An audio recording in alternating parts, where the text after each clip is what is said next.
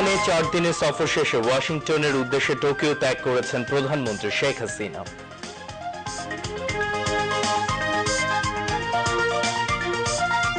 আগামী নির্বাচন পর্যন্ত মাঠে থাকবে আওয়ামী লীগ, অবাধ, সুষ্ঠু ও শান্তিপূর্ণ নির্বাচনে কেউ বাধা দিতে এলে প্রতিহত করা হবে। শেখ জামালের ৭০তম জন্মদিনে শ্রদ্ধা নিবেদন শেষে বললেন ওবায়দুল কাদের।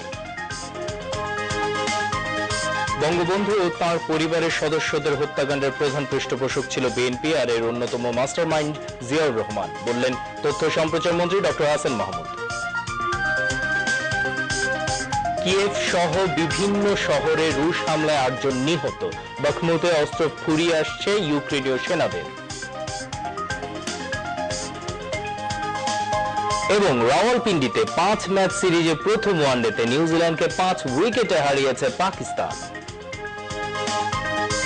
আসসালামু আলাইকুম, আমন্ত্রণ জানাচ্ছি দুপুর 2টার সংবাদে। আপনাদের সাথে আছে আমি তানভীর এলিন। দর্শক, এতক্ষণ শুনছিলেন শিরোনাম, এবারে বিস্তারিত।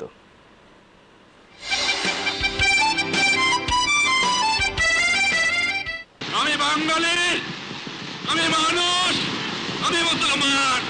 একবার মরে, 2 বার মরে না। আমার মৃত্যু আসে থাকে যদি আমি হাসতে হাতে যাব, আমার বাঙালি জাতকে অপমান করে যাব না, তোমাদের কাছে ক্ষমা চাইব না। এবং যাবার সময় বলে যাব, জয় বাংলা, স্বাধীন বাংলা, বাঙালি আমার জাতি, বাংলা আমার ভাষা, বাংলার মাটি আমার ঘাট। জাপানে 4 দিনের সরকারি সফর শেষে ওয়াশিংটন ডিসির উদ্দেশ্যে টোকিও ত্যাগ করেছেন প্রধানমন্ত্রী শেখ হাসিনা। প্রধানমন্ত্রীর speech writer M Nazrul Islam জানান, স্থানীয় সময় আজ বিকেল 4টার দিকে ইউনাইটেড এয়ারলাইন্সের একটি ফ্লাইট যোগে টোকিও ত্যাগ করেন প্রধানমন্ত্রী। যুক্তরাষ্ট্রের স্থানীয় সময় শুক্রবার বিকেলে প্রধানমন্ত্রী ওয়াশিংটন ডিসিতে পৌঁছবেন বলে আশা করা যাচ্ছে। এদিকে জাপান সফরের শেষ দিনে আজ সকালে প্রধানমন্ত্রী শেখ হাসিনার সঙ্গে সৌজন্য সাক্ষাৎ করেন Japan bank for international cooperation JBIC এর গভর্নর হায়াইসি নোবুমিৎসু। টোকিওর আকাসাকা প্রাসাদে প্রধানমন্ত্রীর সঙ্গে সৌজন্য সাক্ষাৎ করেন তিনি। এ সময় তারা পারস্পরিক স্বার্থ সংশ্লিষ্ট বিভিন্ন বিষয় আলোচনা করেন। ওয়াশিংটনে অবস্থানকালে প্রধানমন্ত্রী শেখ হাসিনা বাংলাদেশ ও বিশ্ব ব্যাংকের মধ্যে অংশীদারিত্বের 50 বছর পূর্তি উদযাপন উপলক্ষে আয়োজিত অনুষ্ঠানে যোগ দেবেন, পাশাপাশি অংশ নেবেন অন্যান্য কর্মসূচিতে। আগামী 4 মে প্রধানমন্ত্রী যুক্তরাজ্য এবং অন্যান্য কমনওয়েলথ দেশের রাজা ও রানী হিসেবে তৃতীয় চার্লস এবং তার পত্নী ক্যামিলার রাজ্যাভিষেকে যোগদানের জন্য লন্ডনের উদ্দেশ্যে ওয়াশিংটন ত্যাগ করবেন। লন্ডনে বিভিন্ন কর্মসূচিতে যোগদান শেষে 9 মে প্রধানমন্ত্রীর দেশে ফেরার কথা রয়েছে। প্রধানমন্ত্রী শেখ হাসিনা জাপানকে বাংলাদেশের দীর্ঘকালের পরীক্ষিত বন্ধু হিসেবে উল্লেখ করে বলেছেন, স্বাধীনতা অর্জনের 2 মাসের মধ্যেই বাংলাদেশকে স্বীকৃতি দেয়া কয়েকটি দেশের মধ্যে এই দেশটি তার হৃদয়ের খুব কাছে। জাপানের বৃহত্তম ও প্রাচীন ইংরেজি দৈনিক পত্রিকা দ্য জাপান টাইমসে তাঁর লেখা এক নিবন্ধনে শেখ হাসিনা বলেন, জাপান বাংলাদেশের জনগণের হৃদয়ে বিশেষ স্থান করে নিয়েছে। তিনি বলেন, জাপান বাংলাদেশের বিশ্বস্ত উন্নয়ন অংশীদার। বাংলাদেশ তার উন্নয়নের জন্য জাপানের অবিচল সমর্থন পেয়েছে এবং স্বাধীনতার পর জাপানের কাছ থেকে সবচেয়ে বেশি পরিমাণে সরকারি উন্নয়ন সহায়তা এসেছে বলে উল্লেখ করেন প্রধানমন্ত্রী। টোকিওতে তার 4 দিনের সফরের দ্বিতীয় দিন দ্য জাপান টাইমসে এই নিবন্ধন প্রকাশিত হয়। নিবন্ধনে জাতির পিতা বঙ্গবন্ধু শেখ মুজিবুর রহমানের জাপান সফরের কথা স্মরণ করেন প্রধানমন্ত্রী। দুদেশের সম্পর্ক প্রসঙ্গে তিনি বলেন, এই বন্ধুত্ব এখন ঈর্ষণীয় স্তরে উন্নীত হয়েছে। ব্যাপক অংশীদারিত্ব থেকে একটি এখন কৌশলগত অংশীদারিত্বের দিকে এগিয়ে যাওয়ার সময় এসেছে বলেও মন্তব্য করেন প্রধানমন্ত্রী। জাতির পিতা বঙ্গবন্ধু শেখ মুজিবুর রহমানের দ্বিতীয় পুত্র বীর মুক্তিযোদ্ধা শহীদ শেখ জামালের ৭০তম জন্মদিন আজ। এ উপলক্ষে বনানী কবরস্থানে তার সমাধিতে শ্রদ্ধা নিবেদন করেছে আওয়ামী লীগ সহ বিভিন্ন সংগঠন। এ সময় আওয়ামী লীগের সাধারণ সম্পাদক এবং সড়ক পরিবহন ও সেতু মন্ত্রী ওবায়দুল কাদের বলেন, আগামী নির্বাচন পর্যন্ত মাঠে থাকবে আওয়ামী লীগ। অবাধ, সুষ্ঠু ও শান্তিপূর্ণ নির্বাচনে কেউ বাধা দিতে এলে তা প্রতিহত করা হবে। বিস্তারিত আমজাদ হোসেনের রিপোর্টে। বাংলার অবিসংবাদিত নেতা বঙ্গবন্ধু শেখ মুজিবুর রহমানের দ্বিতীয় পুত্র বীর মুক্তিযোদ্ধা শহীদ শেখ জামালের ৭০তম জন্মদিন আজ ২৮ এপ্রিল। এ উপলক্ষে বনানী কবরস্থানে তার সমাধিতে প্রধানমন্ত্রী শেখ হাসিনা ও আওয়ামী লীগের পক্ষ থেকে শ্রদ্ধা জানিয়েছেন দলের সাধারণ সম্পাদক ওবায়দুল কাদের সহ কেন্দ্রীয় নেতৃবৃন্দ।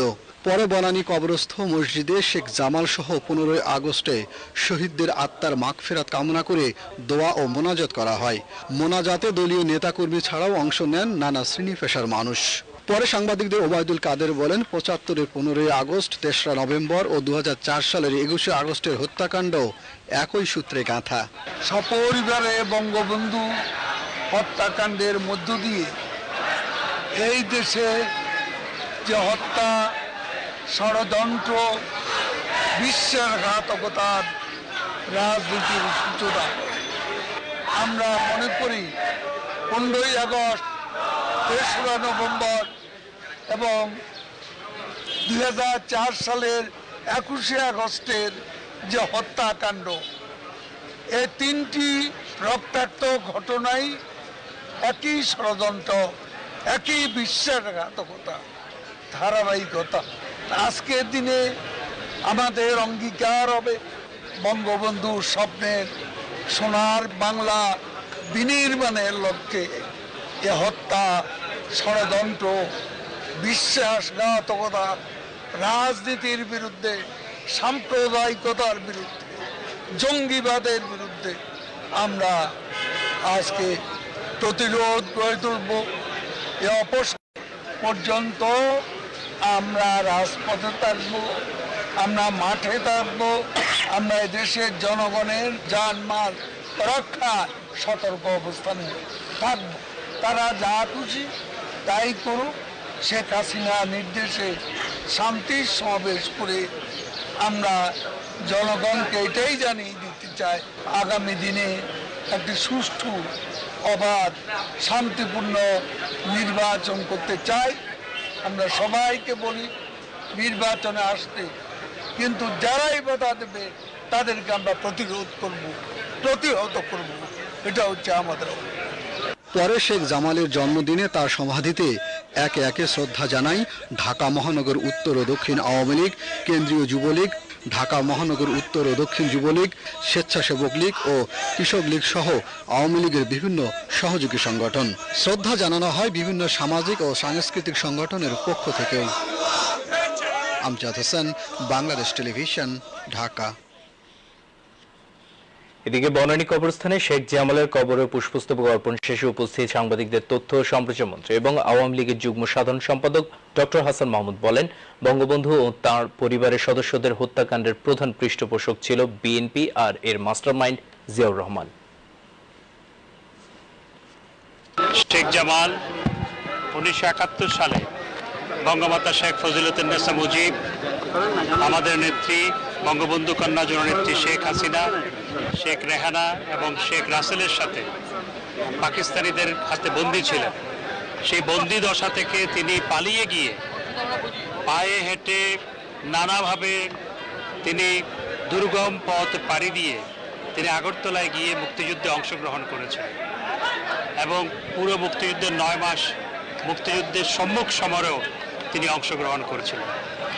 পরবর্তীতে তিনি সেনাবাহিনীতে যোগ দেন এবং সেনাবাহিনীর সেকেন্ড লেফটেন্যান্ট হয়েছিলেন এবং বিশ্ববিখ্যাত সেনা প্রশিক্ষণ কেন্দ্র ব্রিটেনের সেন্টহার্স থেকে তিনি প্রশিক্ষণ গ্রহণ করেছিলেন। তিনি একজন মেধাবী তরুণ ছিলেন, খেলাধুলার প্রতি তার গভীর অনুরাগ ছিল। তাকে হত্যা করার মধ্য দিয়ে প্রকৃতপক্ষে বাংলাদেশ একজন মেধাবী তরুণকে হারিয়েছিল এবং একজন সম্ভাবনাময় তরুণ যিনি দেশকে অনেক কিছু দিতে পারতেন, দেশ গঠনে অবদান রাখতে পারতেন, তাকে হত্যা করা হয়েছিল। যারা হত্যা করেছিল তারা আজকেও আস্ফালন করে। সেই হত্যাকারীদের প্রধান পৃষ্ঠপোষক হচ্ছে বিএনপি এবং বিএনপির প্রতিষ্ঠাতা জিয়াউর রহমান এই হত্যাকাণ্ডের অন্যতম মাস্টার মাইন্ড ছিলেন। দুঃখজনক হলেও সত্য, আজকেও তারা দেশে আস্ফালন করে। চলতি অর্থ বছরে সারা দেশে প্রায় 50 লাখ হেক্টর জমিতে বোরো ধান আবাদ হয়েছে, ফলনও ভালো হয়েছে। এখন হাওড় সহ সারা দেশে উৎসব মুখর পরিবেশে ধান কাটা চলছে। প্রধানমন্ত্রী শেখ হাসিনার নির্দেশে আওয়ামী লীগ, স্বেচ্ছাসেবক লীগ ও ছাত্রলীগ সহ অন্যান্য সহযোগী সংগঠনের নেতাকর্মীরা ধান কেটে কৃষকের ঘরে পৌঁছে দিচ্ছেন। জেলা প্রতিনিধিদের তথ্য ও ছবিতে মীনাক্ষী চৌধুরীর ডেস্ক রিপোর্ট। বঙ্গবন্ধু কন্যা প্রধানমন্ত্রী শেখ হাসিনার নির্দেশে মুন্সিগঞ্জের শ্রীনগর উপজেলার আড়িয়াল বিলে কৃষকের ধান কেটে দিয়েছে আওয়ামী স্বেচ্ছাসেবক লীগ। শুক্রবার এ কার্যক্রমে অংশ নেন সংগঠনটির ভারপ্রাপ্ত সভাপতি গাজী মেজবাউল হোসেন সাচ্চু, সহসভাপতি কাজী মোয়াজ্জেম হোসেন, সাধারণ সম্পাদক আফজালুর রহমান বাবু সহ অন্যান্যরা। কৃষি বিভাগের তথ্য মতে আড়িয়াল বিলে এবার 5,000 হেক্টর জমিতে 20,000 মেট্রিক টনেরও বেশি ধান উৎপাদন হয়েছে। আর সেই ধান ঘরে তুলতে কৃষকের সাথে ধান কাটছে আওয়ামী স্বেচ্ছাসেবক লীগ। এদিকে প্রধানমন্ত্রী শেখ হাসিনার নেতৃত্বে বাংলাদেশ ছাত্রলীগ কেন্দ্রীয় সংসদের আহ্বানে নোয়াখালীতে শ্রমিক সংকটে থাকা প্রান্তিক কৃষকদের ক্ষেতের ধান কেটে ঘরে তুলে দিচ্ছে ছাত্রলীগের নেতাকর্মীরা। ছাত্রলীগ ঢাকা বিশ্ববিদ্যালয় শাখার সাবেক সাংগঠনিক সম্পাদক সাদিদ সাদমান রাহাতের নেতৃত্বে নোয়াখালীর কবিরহাট উপজেলার ধানশালিক ইউনিয়নের চর নলুয়া এলাকার কৃষকদের ধান কেটে মাড়াই করে ঘরে তুলে দেয় ছাত্রলীগ নেতাকর্মীরা। আর ছাত্রলীগের কর্মীদের এমন উদ্যোগে ভীষণ খুশি উপকারভোগী কৃষকরা। প্রধানমন্ত্রী শেখ হাসিনার নেতৃত্বে টাঙ্গাইলের সখীপুর উপজেলা ছাত্রলীগের নেতাকর্মীরা গতকাল এক কৃষকের জমির পাকা বোরো ধান কেটে ঘরে পৌঁছে দিয়েছেন। এছাড়াও ফেনী জেলায় শ্রমিক সংকট ও উচ্চ মূল্যে ধান ঘরে তুলতে দিশেহারা কৃষকদের পাশে থেকে ধান কেটে ঘরে পৌঁছে দিল ফেনী জেলা ছাত্রলীগ। ফেনী সদর উপজেলার ফরহাদনগর ইউনিয়নের কাটা মোবারক ঘোনা এলাকায় প্রায় 1.5 একর জমির ধান কেটে ঘরে পৌঁছে দেয় ছাত্রলীগ নেতাকর্মীরা। জেলা ছাত্রলীগ নেতৃবৃন্দ জানান, কৃষকের মাঠে যতদিন ধান থাকবে ততদিন ছাত্রলীগ এই ধান কেটে ঘরে পৌঁছে দিবে। এদিকে ছাত্রলীগের নেতাকর্মীদের এমন উদ্যোগে স্বস্তি প্রকাশ করেন কৃষকরা। মীনাক্ষী চৌধুরী, বাংলাদেশ টেলিভিশন। সুনামগঞ্জে এবারে হাওরের ধান কাটতে ব্যবহার করা হচ্ছে হারভেস্টার মেশিন। সরকার এই অঞ্চলে 70% ভর্তুকি মূল্যে প্রায় 1000 হারভেস্টার যন্ত্র প্রদান করেছে। ফলে কৃষকের ধান ঘরে তুলতে তেমন সমস্যা হচ্ছে না। দর্শক, এই বিষয়ে বিস্তারিত জানতে যুক্ত হচ্ছি সুনামগঞ্জ জেলা প্রতিনিধি আইনুল ইসলাম বাবুলের সঙ্গে। তিনি আছেন সদর উপজেলার খরচার হাওরে। আইনুল, আপনি আমাকে শুনতে পাচ্ছেন? আইনুল, আপনি কি আমাকে একটু বলবেন যে এই যে সুনামগঞ্জ অঞ্চলে 70% ভর্তুকি দিয়ে হারভেস্টার দেওয়া হয়েছে, সেখানে কৃষকের অনুভূতিটা কি? ছোট বড় 137টি আওরে 2,22,795 হেক্টর জমিতে বোরো ধানের আবাদ করা হয়েছে। এই আবাদের ফলে লক্ষ্যমাত্রা নির্ধারণ করা হয়েছে 13,55,000 মেট্রিক টন ধান উৎপন্ন হবে। আশা করা যাচ্ছে এর চেয়ে বেশি ধান উৎপন্ন হবে। ইতিমধ্যেই কৃষকদের তাতে সহজে প্রাকৃতিক দুর্যোগ কাটিয়ে সহজে ধান গড়ে তুলতে পারে। মাননীয় প্রধানমন্ত্রী জেলায় 600টি হারভেস্টার মেশিন এবং রিপার মেশিন বরাদ্দ করেছেন, যার ফলে কৃষকরা অতি সহজেই তাদের ধান গড়ে তুলতে পারছে। আমরা এখন কথা বলবো সুনামগঞ্জ আওয়ামী লীগের জেলা আওয়ামী লীগের কৃষি বিষয়ক সম্পাদক, যিনি গত 1 সপ্তাহ ধরে হাওরে কিষানীদের কাছে থেকে ধান কাটায় সহযোগিতা করতেছেন। তার সাথে আমরা এখন কথা বলবো। ধন্যবাদ। এদিকে সংক্রান্ত মাননীয় প্রধানমন্ত্রী হাওরবাসীকে 1000 হারভেস্টার মেশিন উপহার দিয়েছেন। হাওর অঞ্চলে কোনো শ্রমিক সংকট নাই, পাম্পার ফলন হয়েছে। কৃষি আধুনিকীকরণে আমরা মাননীয় প্রধানমন্ত্রীকে ধন্যবাদ এবং কৃতজ্ঞতা জানাই। জয় বাংলা। সুনামগঞ্জ থেকে জেলা প্রতিনিধি আইনুল ইসলাম বাবলু। জি আইনুল ইসলাম, আপনাকে ধন্যবাদ। দর্শক, কথা বলছিলাম আমাদের প্রতিনিধি আইনুল ইসলাম বাবলুর সঙ্গে। তিনি যেমনটি বলছিলেন যে প্রাকৃতিক দুর্যোগ মোকাবেলা করে কৃষক যেন তার ধান সুন্দরভাবে কেটে ঘরে তুলতে পারে, সেজন্য আসলে সরকার 70% ভর্তুকি দিয়ে এই হারভেস্টার মেশিনগুলো উপহার দিয়েছে কৃষককে। চলে যাচ্ছে পরবর্তী সংবাদে। আজ জাতীয় পেশাগত স্বাস্থ্য ও সেফটি দিবস। বিভিন্ন কর্মসূচির মধ্য দিয়ে রাজধানী সহ সারা দেশে দিবসটি পালিত হচ্ছে। দিবসটির এবারের প্রতিপাদ্য নিশ্চিত করি শোভন কর্ম পরিবেশ, গড়ে তুলি স্মার্ট বাংলাদেশ। দিবসটি উপলক্ষে সকালে শ্রম ও কর্মসংস্থান প্রতিমন্ত্রী বেগম মুন্নুজান সুফিয়ানের নেতৃত্বে এক বর্ণাঢ্য শোভাযাত্রা অনুষ্ঠিত হয়। শোভাযাত্রাটি বিজয়নগর শ্রম ভবনের সামনে থেকে শুরু হয়ে পল্টন 0 পয়েন্টে দিয়ে ওসমানী স্মৃতি মিলনায়তনে গিয়ে শেষ হয়। মন্ত্রণালয়ের সচিব সহ সংশ্লিষ্ট ঊর্ধ্বতন কর্মকর্তাগণ এবং বিভিন্ন শ্রমিক সংগঠনের নেতৃবৃন্দ র্যালিতে অংশ নেন। পরে রাজধানীর ওসমানী স্মৃতি মিলনায়তনে আলোচনা সভা অনুষ্ঠিত হয়। অনুষ্ঠানে প্রধান অতিথি হিসেবে আলোচনায় অংশ নিয়ে আইন, বিচার ও সংসদ বিষয়ক মন্ত্রী আনিসুল হক বলেন, জাতির পিতা বঙ্গবন্ধু শেখ মুজিবুর রহমানের পরিকল্পনা ও নির্দেশনা অনুযায়ী প্রধানমন্ত্রী শেখ হাসিনার নেতৃত্বে বর্তমান সরকার শ্রমিকদের কল্যাণ নিশ্চিত করেছে। একই সঙ্গে নিশ্চিত করেছে নিরাপদ কর্মপরিবেশ। শ্রম ও কর্মসংস্থান মন্ত্রণালয়ের সচিব মোহাম্মদ এহসানে এলাহির সভাপতিত্বে অন্যান্যের মধ্যে আলোচনায় অংশ নেন শ্রম ও কর্মসংস্থান প্রতিমন্ত্রী মুন্নুজান সুফিয়ান এবং বিভিন্ন শ্রমিক সংগঠনের নেতৃবৃন্দ। আনিসুল হক বলেন, বর্তমান সরকার শ্রমিকদের বেতন ভাতা বৃদ্ধির পাশাপাশি কর্মক্ষেত্রে সর্বোচ্চ নিরাপত্তা এবং স্বাস্থ্য সুরক্ষার বিষয়টি সর্বাধিক গুরুত্ব দিচ্ছে। ঈদ পরবর্তী প্রথম ছুটির দিনে আগের চেহারায় ফিরতে শুরু করেছে রাজধানীর নিত্যপণ্যের বাজার। তবে পাইকারি বেচাকেনা এখনো পুরোপুরি আগের রূপে না ফেরায় স্থির দরে ফেরেনি অনেক পণ্য। সরবরাহ অনুকূল থাকায় অবশ্য কমে আসছে মাছের দর, কমছে ডাল সহ কিছু পণ্যের দর।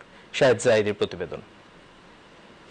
ঈদের ঠিক পরপর নিত্যপণ্যের বাজার হয়ে উঠেছিল একদমই ফাঁকা ফাঁকা। উৎসবের পর প্রথম ছুটির দিনটিতে বাজার ফিরতে শুরু করেছে ঠিক বাজারের রূপে।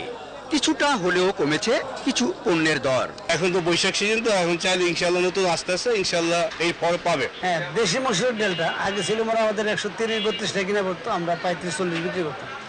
এখন বর্তমানে মার্কেটে 20 থেকে 22 টাকা আছে। আবার ঈদ ছুটিকালীন সরবরাহ শিথিলতায় মূল্য স্থিরতা ফেরেনি কিছু কিছু পণ্যের।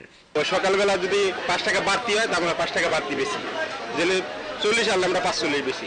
ঈদের পর বাজারে মাছ আসতে থাকায় কমছে দামও, তবে এখনো অনেক মাছের দামই তুলনামূলক বেশি। আর চিনির দরের অস্থিরতা রয়েই গেছে। অনেক ক্ষেত্রেই চিনি কিনতে ক্রেতাদের আগের মতো বাড়তি দর গুনতে হচ্ছে। চিনি দাম হঠাৎ করে বাড়লো কেন? সরকার যদি মেন গোড়াতে যদি এটা হস্তক্ষেপ করে তাহলে হয়তো নিয়ন্ত্রণ করা সম্ভব। বাজারে অনেক ক্ষেত্রেই বেঁধে দেওয়া দরে পণ্য পাচ্ছেন না ভোক্তারা। এ ব্যাপারে খুচরা ব্যবসায়ীদের ভাষ্য, সরবরাহকারী বৃহৎ ব্যবসা প্রতিষ্ঠানগুলোর কারণে দরদামের এই গরমিল। সেক্ষেত্রে ঘুরে ফিরে নজরদারি জোরদারের তাগিদ উঠে আসছে সামনে। পাশাপাশি বাজারে সুষ্ঠু প্রতিযোগিতার আবহ তৈরি করাও জরুরি মনে করেন পর্যবেক্ষকেরা।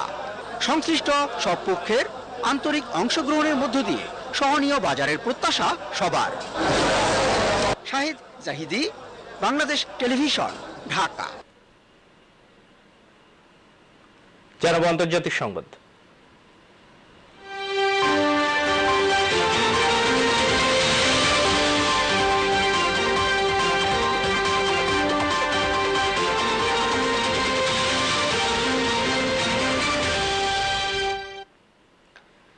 রাজধানী কিয়েভ সহ ইউক্রেনের বিভিন্ন শহরে রুশ ক্ষেপণাস্ত্র হামলায় অন্তত 8 জন নিহত হয়েছে।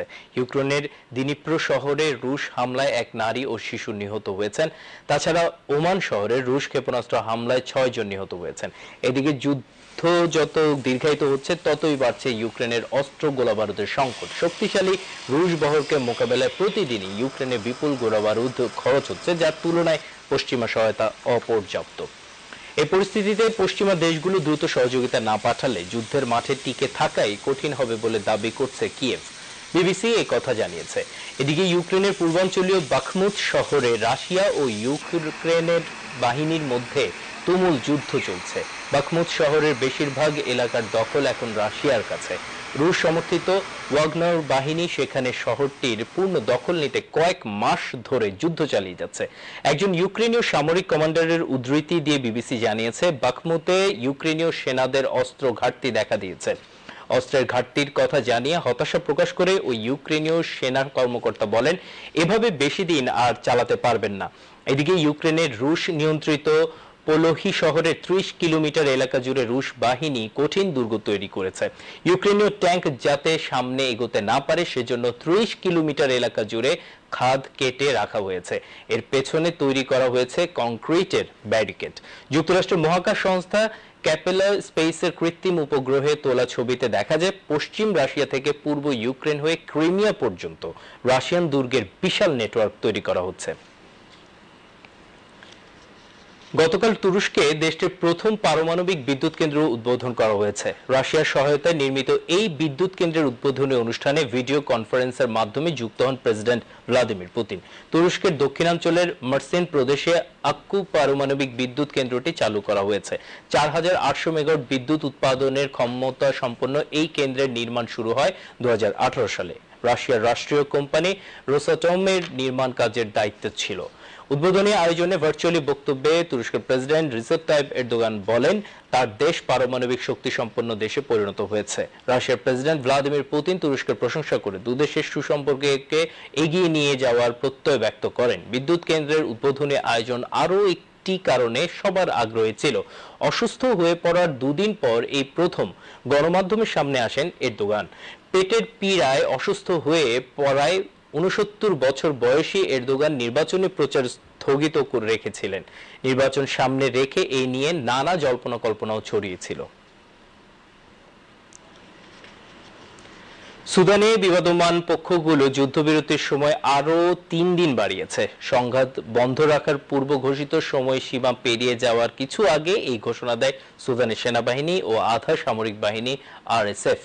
যুক্তরাষ্ট্র, সৌদি আরব ও জাতিসংঘের অব্যাহত প্রচেষ্টার ফলে এই সমঝোতা হয়, কিন্তু যুদ্ধবিরতি ঘোষণা সত্ত্বেও রাজধানী খার্তুমে সংঘর্ষ অব্যাহত রয়েছে। RSF এর ঘাঁটিতে বিমান হামলা চালিয়েছে সুদানের সেনাবাহিনী। সুদানের সেনাবাহিনী ও আধা সামরিক বাহিনীর মধ্যে সংঘর্ষে এ পর্যন্ত 512 জন নিহত হয়েছেন, আহত হয়েছেন 4000-এর বেশি মানুষ। সংঘাত থেকে প্রাণ বাঁচাতে বিদেশি নাগরিকরা সুদান ছেড়ে যাচ্ছেন। ফিরছে দেশের সংবাদে। রাজধানীর অন্যতম দৃষ্টিনন্দন হাতিরঝিল এলাকাকে তারের জঞ্জাল মুক্তকরণের উদ্যোগ নিয়েছে সরকার। ঢাকা শহরের ভূ উপরিস্থকে তারবিহীন করার প্রধানমন্ত্রী শেখ হাসিনার নির্বাচনী ইশতেহার অনুযায়ী ডিপিডিসির আওতাধীন এলাকায় আন্ডারগ্রাউন্ড ডিস্ট্রিবিউশন নেটওয়ার্ক নির্মাণ শীর্ষক প্রকল্পের আওতায় এই কাজ এগিয়ে চলছে। সংশ্লিষ্টরা বলছেন, আগামী 3 মাসের মধ্যে এই কাজ সম্পন্ন হলে হাতিরঝিল হবে আগামী দিনের স্মার্ট বাংলাদেশের স্মার্ট স্থাপনা। আবু হেনার ক্যামেরায় মোহাম্মদ মনিরুজ্জামান খানের রিপোর্ট। দৃষ্টিনন্দন হাতিঝিল প্রকল্প ঢাকা মহানগরীকে পূর্ব পশ্চিমে সংযোগ স্থাপন করেছে, যানজট নিরসনে রাখছে গুরুত্বপূর্ণ ভূমিকা। বিনোদনের অন্যতম স্থান হয়ে ওঠা এই প্রকল্পকে আন্তর্জাতিক মানে উন্নীত করতে এবার পুরো হাতিঝিল এলাকার বিদ্যুতের লাইন মাটির নিচ দিয়ে নিয়ে যাওয়ার উদ্যোগ নিয়েছে বর্তমান আওয়ামী লীগ সরকার। এই রমজানেও হাতিরঝিলের 2.25 কিলোমিটার এলাকা জুড়ে ভূগর্ভস্থ কেবল নির্মাণের কাজ এগিয়ে চলছে পুরোদমে। আগামী 3 মাসের মধ্যে কাজ শেষ করতে চাচ্ছে কর্তৃপক্ষ। মাননীয় প্রধানমন্ত্রীর এই স্মার্ট বাংলাদেশ গড়ার সহযোগী হিসেবে এই হাতিরঝিল এলাকায় সৌন্দর্য বর্ধন এবং এই যে ওভারহেড লাইনগুলোকে ভূগর্ভস্থকরণের মাধ্যমে একটা স্মার্ট লুক দেওয়ার ব্যাপারে আমরা কাজ করে যাচ্ছি। ধানমন্ডিতে আমরা আন্ডারগ্রাউন্ড কেবলে যাচ্ছি, বিভিন্ন জায়গায় আমরা স্মার্ট প্রকল্প বাস্তবায়ন করছি। ডিপিডিসির আওতাধীন এলাকায় আন্ডারগ্রাউন্ড ডিস্ট্রিবিউশন নেটওয়ার্ক নির্মাণ প্রকল্পের আওতায় বাংলাদেশ চীন G2G স্কিমে কয়েকটি ভাগে এই প্রকল্প বাস্তবায়ন করা হচ্ছে। হাতিরঝিল ছাড়াও ধানমন্ডি, ঝিকাতলা এবং গাবতলী থেকে আজিমপুর পর্যন্ত এলাকায় ভূগর্ভস্থ বিদ্যুৎ লাইন স্থাপনের কাজ এগিয়ে চলছে। প্রকল্পের কাজ শেষ হলে সৌন্দর্য বৃদ্ধির পাশাপাশি নিরবচ্ছিন্ন বিদ্যুৎ সরবরাহ নিশ্চিত হবে। শুধু বিদ্যুৎ ব্যবস্থা উন্নত নয়, সুন্দর সাথে যে জঞ্জালগুলি যাতে রাস্তার পাশে যে খুঁটিগুলি আছে তার মধ্যে যে বেয়ার কন্ডাক্টরগুলি আছে সেগুলিকে আমরা মাটির নিচে নিয়ে যেতে পারি, সেই হিসাবে আমরা কাজ করছি। শুধু তাই নয়, উন্নত করার জন্য বা পরিচ্ছন্নভাবে সুন্দর করার জন্য সেই ব্যবস্থাটুকু আমরা নিয়েছি। হাতিরঝিলের যে অনেকগুলো টাওয়ার আছে, অনেকগুলো লাইন আছে, সেই টাওয়ার এবং লাইনগুলিকে আমরা কিন্তু আন্ডারগ্রাউন্ড কেবল নেটওয়ার্ক নিয়ে যাচ্ছি। আমরা চাচ্ছি যে মাননীয় প্রধানমন্ত্রীর যে স্বপ্ন যে আমাদের স্মার্ট বাংলাদেশকে, সেই দিকে আমরা ধাবিত হচ্ছি এবং সেই সাথে আমরা যাতে বিদ্যুৎ ব্যবস্থাকে স্মার্ট করতে পারি তার জন্য আমরা বদ্ধপরিকর এবং আমরা সেভাবে কাজ করছি। সম্প্রতি প্রথমবারের মতো এই প্রকল্পের আওতায় তারের জঞ্জাল মুক্ত হয় রাজধানী ধানমন্ডির পুরনো 32 এবং বর্তমান 11 নম্বর সড়ক। সংশ্লিষ্টরা বলছেন, পুরো ঢাকাকে 2025 এবং শিল্পনগরী নারায়ণগঞ্জকে 2030 সালের মধ্যে তারের জঞ্জাল মুক্ত করা সম্ভব হবে। মোহাম্মদ মনিরুজ্জামান খান, বাংলাদেশ টেলিভিশন, ঢাকা। করোনা সংকট কাটিয়ে ব্যবসা বাণিজ্যের অন্য সব খাতের মতোই ঘুরে দাঁড়িয়েছে দেশের ক্ষুদ্র ও মাঝারি শিল্প বা SME খাত। সরকারি পৃষ্ঠপোষকতায় নতুন উদ্যমে কাজ করছেন নারী উদ্যোক্তা এবং এই শিল্পে নিয়োজিতরা। শিল্প সংশ্লিষ্টরা বলছেন, সরকারের বহুমুখী কার্যক্রম বাস্তবায়নের ফলে সমাজের নারী ক্ষমতায়নের উজ্জ্বল পথরেখা তৈরি হতে চলেছে। আর এই ধারা অব্যাহত রাখতে নারী উদ্যোক্তাদের জন্য প্রশিক্ষণ, সহজ ব্যাংক ঋণ সুবিধা, সেই সাথে নারী বান্ধব পরিবেশের সুরক্ষার তাগিদও হয়ে উঠেছে জোরদার। শামসুন নাহার বিনুর প্রতিবেদন। বলার অপেক্ষা রাখে না। বিশেষ করে নারী উদ্যোক্তাদের সৃজনশীলতা ও একাগ্রতায় বেশ আগে থেকেই সম্ভাবনার ইঙ্গিত দিচ্ছিল দেশের ক্ষুদ্র ও মাঝারি শিল্প বা এসএমই খাত। সরকারের উদ্যোক্তা বান্ধব নানা পদক্ষেপ এক্ষেত্রে প্রেরণা যুগিয়ে চলছে। তাই তো করোনার ধকল কাটিয়ে 3 বছর পর নতুন দিগন্ত অভিসারী হয়ে উঠেছে ক্ষুদ্র ও মাঝারি শিল্প খাতের নারী উদ্যোক্তারা। প্যান্ডেমিক সময়ে ঘরবন্দি অবস্থা যখন টুকিটাকি সেলাই এবং আমি ব্লকের কাজ করছিলাম, তখন খুবই সমস্যা হচ্ছিল, কারণ কেউ কারো বাসায় আসছে না, আমাদের আর্থিক ডিমোশন হচ্ছে সবারই। এবার আস্তে আস্তে নিজের উদ্যোগের প্রচার ঘুরছে। যেহেতু আমরা ছোট উদ্যোক্তা, আমরা আমাদের সবার সহযোগী হয়ে অনলাইনে আমরা এইভাবে চলতেছি। আমি করোনাকালীন সময় 20,000 টাকা দিয়ে শুরু করি আমার বিজনেসটা। এরপর আস্তে আস্তে প্রসারিত হয় আমার বিজনেস। এখন আলহামদুলিল্লাহ অনেক ভালো একটা পর্যায়ে আছে আমার বিজনেস। আমাদের রপ্তানির ক্ষেত্রে কিন্তু অনেকগুলো সেক্টর একটা উদ্যোক্তাকে পার হতে হয়, যেগুলো আসলে ছোট উদ্যোক্তার জন্য অনেক প্রবলেম হয়। তো ওই সাপোর্টটা আমাদেরকে দিবে, এরকম জায়গা যদি করে দেওয়া হয় তাহলে আমাদের জন্য উপকার হবে। এই শিল্পের উন্নয়নে প্রথম দফায় 2000 নারী উদ্যোক্তাদের জন্য অনুদান প্রক্রিয়া চলমান আছে। পরের ধাপে সহায়তার আওতায় আসছে আরো 5000 নারী উদ্যোক্তা। সেই পাওয়ার প্রজেক্টের আওতায় 10,500 জন নারী উদ্যোক্তা তৈরি করেছি। এখন আমরা 2000 নারী উদ্যোক্তাকে আমরা 50,000 করে টাকা অনুদান দিচ্ছি স্মার্ট নারী উদ্যোক্তা হিসেবে তৈরি করার জন্য, এবং আরো 5000 স্মার্ট নারী উদ্যোক্তা আগামী অর্থ বছরে আমরা তৈরি করার জন্য আরো অর্থ বরাদ্দ মাননীয় প্রধানমন্ত্রীর কাছ থেকে চেয়েছি। 2030 সালের মধ্যে আইসিটি সেক্টরে নারীদের 30% অংশগ্রহণ নিশ্চিত করা এবং 41 সাল নাগাদ নারী পুরুষের সমান অংশগ্রহণ আইসিটি সেক্টরে আমরা নিশ্চিত করার উদ্দেশ্য নিয়ে কাজ করছি।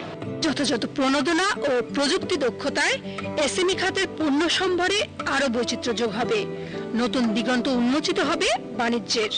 সারা বাংলাদেশের প্রত্যন্ত অঞ্চল থেকে নারী উদ্যোক্তাদের মাঝে আর্থিক অনুদানটা বিতরণ করা হচ্ছে। করোনাকালীন সময়ে যখন যাতায়াতের উপরে অনেক ধরনের নিষেধাজ্ঞা ছিল, আইসিটির সহায়তা নিয়ে নারী উদ্যোক্তারা তাদের ব্যবসা বাণিজ্য চালিয়ে যেতে পেরেছেন। ই কমার্স ক্ষেত্রে যাতে তারা দক্ষতা অর্জন করতে পারেন, সেই লক্ষ্যগুলো বাস্তবায়নে কাজ করছে সরকার। এসএমই উদ্যোক্তাদের দাপুটে অংশগ্রহণে দেশের অর্থনৈতিক অগ্রযাত্রায় নতুন মাত্রা যোগ হবে, আর তাতে উন্নত দেশ গড়ার পথ হবে আরো সুগম। প্রত্যাশা শিল্প সংশ্লিষ্টদের। শামসুন নাহার বিনু, বাংলাদেশ টেলিভিশন। উন্নত প্রযুক্তিগত সেবার জন্য বাংলাদেশকে একসময় বিদেশের মুখাপেক্ষী হয়ে থাকতে হতো, সেদিন বদলাতে শুরু করেছে। বাংলাদেশ বিমান এখন অন্য দেশের পাইলটদের প্রশিক্ষণ দিচ্ছে। সকালে ঢাকা লন্ডনগামী 787 ড্রিমলাইনারের মাধ্যমে হাতে কলমে মঙ্গোলিয়ান পাইলটের প্রশিক্ষণের মাধ্যমে দক্ষিণ এশিয়ায় এই প্রথম বিদেশি পাইলটদের প্রশিক্ষণ কার্যক্রম শুরু করলো বাংলাদেশ বিমান। রিপোর্ট মাহফুজুর রহমানের। অত্যাধুনিক প্রযুক্তির বিমান ড্রিমলাইনার বাংলাদেশ বিমানে যুক্ত হওয়ার পর প্রশিক্ষিত পাইলটরা বিশ্বব্যাপী দক্ষতার সাথে ফ্লাইট পরিচালনা করে আসছেন। সেই দক্ষতা ও নিরাপত্তার সাথে কাজ করা পাইলটরা এখন নিজেরাই হয়ে উঠেছেন অন্য দেশের পাইলটদের প্রশিক্ষক। দক্ষিণ এশিয়ায় প্রথমবারের মতো ড্রিমলাইনারে প্রশিক্ষণ দিচ্ছে বাংলাদেশ বিমান। মঙ্গোলিয়ান এয়ারলাইন্সের 12 জন পাইলট বিমান বাংলাদেশ এয়ারলাইন্স থেকে 787 ড্রিমলাইনারের প্রশিক্ষণ গ্রহণ করবেন। এরই অংশ হিসাবে আজ সকালে একজন পাইলট ঢাকা লন্ডন ফ্লাইটে পাইলটের পাশে বসে সরাসরি প্রশিক্ষণ শুরু করেছেন। মঙ্গোলিয়ান পাইলট ক্যাপ্টেন মোক বাংলাদেশ বিমানের এমন প্রশিক্ষণ নিতে পেরে নিজেকে গর্বিত মনে করছেন। I'm very happy to start my line training with Bangladesh Airlines on aircraft Boeing 787 Dreamliner. I hope I will be successfully finish my training and go back, and very thanks for Biman Airlines for supporting to my company, my country. আমাদের দেশের পাইলটরা এতদিন বিদেশে যে training করেছে, এখন আমরা বাইরে থেকে পাইলট ট্রেনে আমাদের দেশে এটা করতে পারবো। এটা আমাদের জন্য একটা বিরাট, বিমানের জন্য একটা ভালো অ্যাচিভমেন্ট। বিমান কর্তৃপক্ষ বলছে বিশ্বব্যাপী প্রশংসনীয় ফ্লাইট সেফটি স্ট্যান্ডার্ডের কারণে বাংলাদেশ বিমানের প্রতি বিদেশি এয়ারলাইন্স সমূহের আস্থা অর্জিত হওয়ায় মঙ্গোলিয়ান এয়ারলাইন্স ট্রেনিং নিতে আগ্রহী হয়েছে। বিদেশি পাইলটরা এসে আমাদের পাইলটদের কাছে প্রশিক্ষণ নিয়ে যাবেন এবং এখানে আমাদের দেশের সুনাম যেমন বাড়বে, একই সাথে আমাদের এই ক্ষেত্রে আমাদের বৈদেশিক মুদ্রা অর্জনেরও এটি এভিনিউ মুক্ত হলো, এবং বাংলাদেশের যে বিমানের যে সেফটি স্ট্যান্ডার্ড এবং আমাদের বৈমানিকদের যে সুনাম এবং তাদের প্রশিক্ষণের উন্নত মান, এটার মাধ্যমে আরও বেশি সারা পৃথিবী জানতে পারবে। এই প্রশিক্ষণের ফলে একদিকে যেমন বিশ্বের অন্যান্য বিমান সংস্থার কাছে বিমানের ভাবমূর্তি উজ্জ্বল হবে, তেমনি আর্থিকভাবে লাভবান হবে বাংলাদেশ বিমান। মাহফুজুর রহমান, বাংলাদেশ টেলিভিশন, ঢাকা। এবারে খেলার খবর।